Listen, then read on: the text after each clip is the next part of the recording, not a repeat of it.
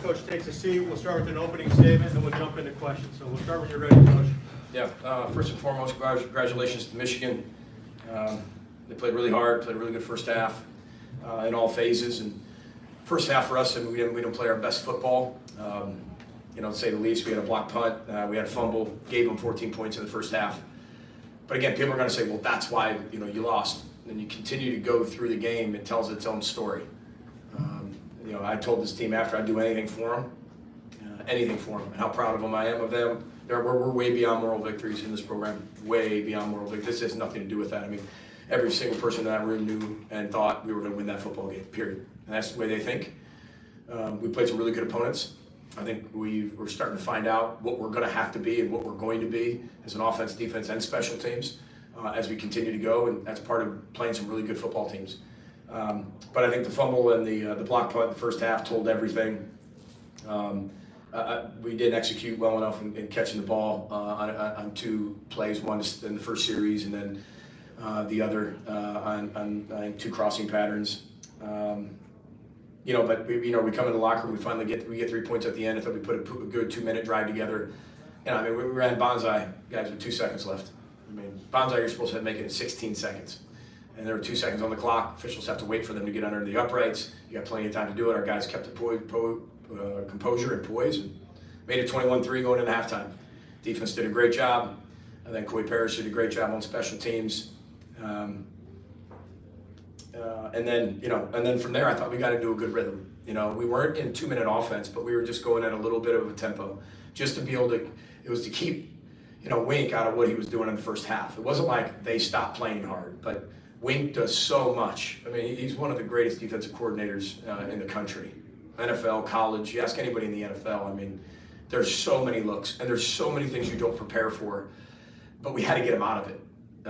And I think you saw that in the end of the first half. We were just doing some things that kind of made them stay in what they were doing, get a little bit more basic. We could see what they were doing a little bit more, put a little more confusion in what they were doing, and they were able to get some points on the board.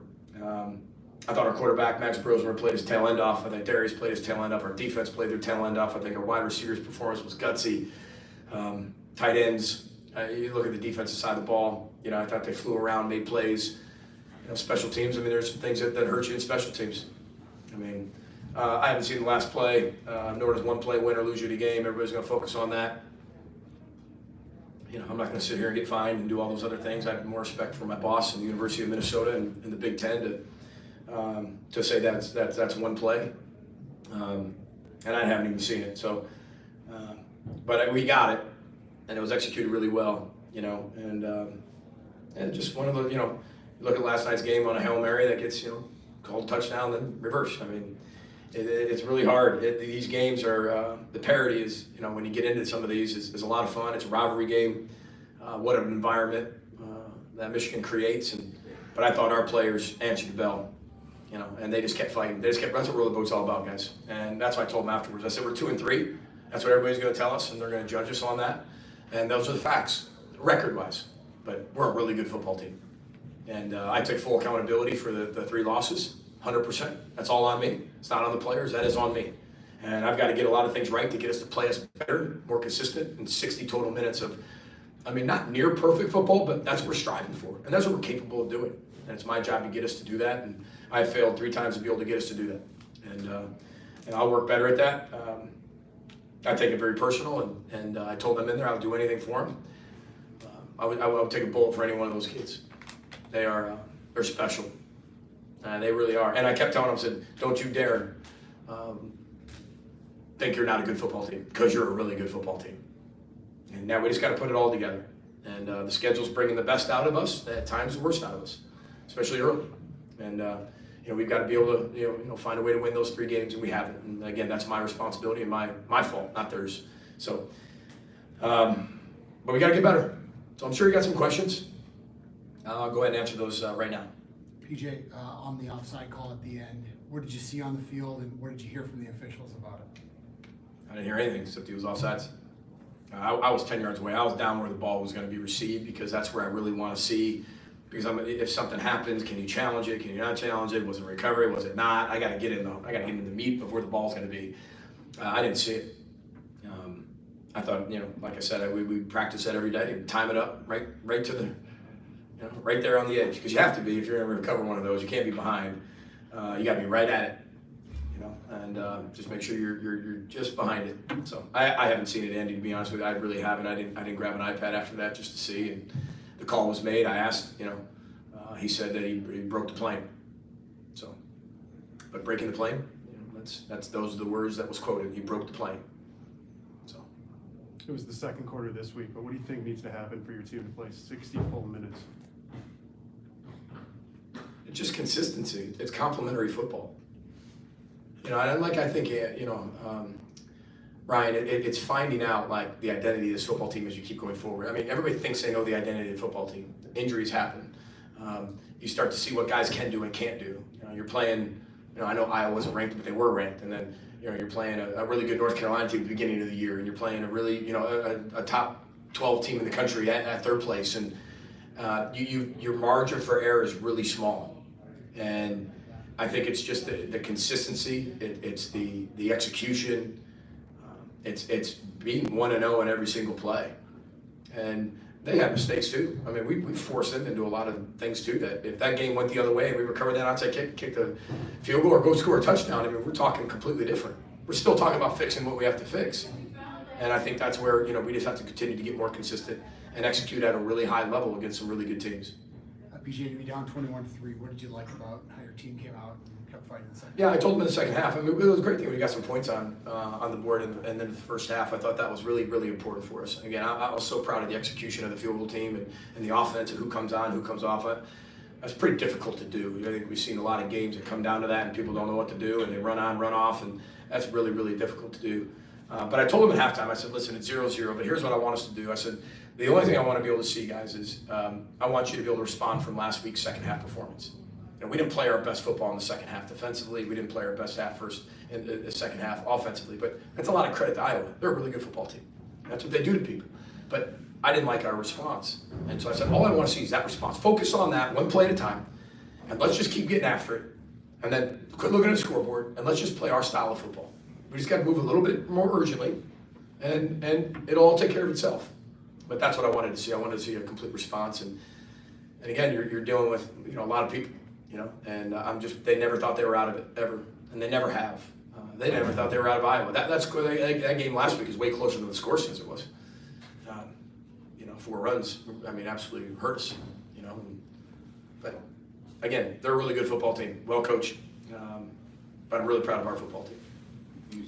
You said you used some tempo to get Wink out of what he was doing. Would you mind kind of putting in layman's terms how that is effective? Well, we're down 21-3, and I think everybody understands that Michigan's going to lean on you and run the football. I mean, let's see. Throwing the football, they threw it 18 total times. Okay, so they're going to lean on you and run the football. So the game's going to be pretty short. We know they got the ball in the second half.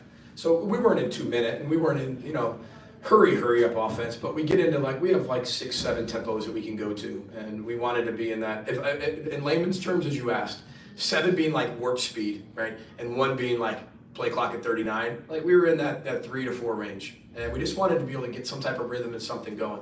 We had to be able to convert a 4th down. Do we have 2 4th downs or 1 4th down? We had 2 4th downs. Our guys did a really good job of executing those. But when you get behind 21-3, you got to make big time adjustments. And those aren't little tweaks. Even just going 3 to 4, because if you're not executing, all you're doing is giving them the ball back to lean on you. But I thought our defense did a really good job of stopping them, giving us a chance. Coy did a great job in the return game. But meaning that when you give Wink time, see the formation, see the motion, make checks, make another call, confuse you, and you're working at that 1 to 2 pace, he can do it a lot more efficiently. When you're working at that 3 to 4 pace, a lot of times they'll keep the same call. They'll do a single blitz. They'll do something that's a little bit more generic. Because if you're doing it when it's a little bit higher tempo, it's hard for all 11 to be on that same page, right? And that's in layman's terms the best I can describe it. He's very good. He's a really good football coach. The offensive line had 5 penalties today, not just out Michigan front, but they've now got 15 through the first 5 games after only having 6 all of last year. What do you kind of attribute some of those things to? It's a heck of an environment, but we're not going to let the circumstance dictate our behavior. I appreciate your question, but I thought they fought their tail end off. They're playing really, really hard. You know, I'm not sitting in there in the trenches and see what's said and what's not said and how that's happening here and there. And I think there's been some that were and some that weren't in the past, that I couldn't necessarily see it. But you know, that's a tough environment. What was the crowd? 110,000 or something. I mean, we did everything we could with silent cadence, clap cadence, multiple freezes, multiple different types of freezes, which doesn't mean anything to you, but those guys are playing their tail end off. Again, it comes down to the discipline, the execution, being more sound. But yeah, I mean, that's football, and it's, I think, we have 7 penalties. I mean, for us, like, that's a lot. And it's 7. There's times there's 14 penalties in the first half. You're like, wow, a lot of flags on the field for a team. Like, we're really disciplined. But we just got to focus a little bit more. And that's my job. It's not their, we create an environment like that in practice. The only thing they were allowed to play was the Michigan fight song. Hail to the victors. That's all they heard all week. On portable speakers, loudspeakers, speakers on wheels. That's all we had. I mean, it was the loudest environment I think we ever created, in practice. So I thought they played really hard. It's a tough environment. You added up to 15. It comes down to me. I gotta make sure we're more disciplined. Take 1 or 2 more for Coach. PJ, there was a sequence where you called a timeout before Dragon's field goal attempt in the first quarter, and then towards the end of the game, toward the end of the half, you had the Hail Mary, and then you had to run on the Bonsai team. Walk me through kind of the need for a timeout at the end to try to score a touchdown. In the what part? The end of the first half. Well, I'll have to go back and look through the actual series of everything, because that's when you're actually in the game and not necessarily knew what the exact situation was. But for us, we knew that we would have to be able to stop the clock, give it plenty of time, enough time. I'll have to go back. I'll answer that question when I get you on when I go back and look at all the film, because there were a lot of timeouts called. There was a lot of situations today. But I think it was the only way we were going to be able to do it was be able to take a shot, get a first down, run the Bonsai team out. That was the whole plan. You can't clock it under 3, so we had to take a chance, had to take a shot. The timeout, I got to make sure I look at it, so I don't want to tell you accurate information, but that's a huge play. That's a huge play. And if I can remember, we called timeout to be able to get it into the right play, get to what we wanted to be able to do. And I could be wrong, but I'll go back and look at that and give you a really good answer on Monday when I'm with you of exactly why. But there's always reasons, and that's exactly what we were thinking. And if we took the shot, got the shot, it was first down, Bonsai team was running onto the field. So. Final question in the middle, go ahead. As far as their quarterback, I mean, there's only, last week was the only substantial tape really on him. What was your game plan against him? Well, he's really good. He's big, he's thick, he can run, he can throw.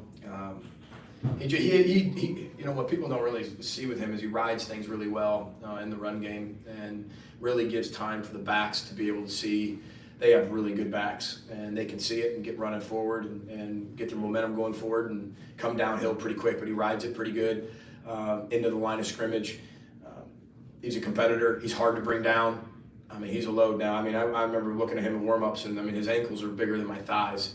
I mean, he's got a really, really thick, frame, and he's got a really low center of gravity or high center, whatever you want to say. He's got a really, balanced center of gravity, and he's hard to bring down. He's a really big young man, so he's a pretty good player. And,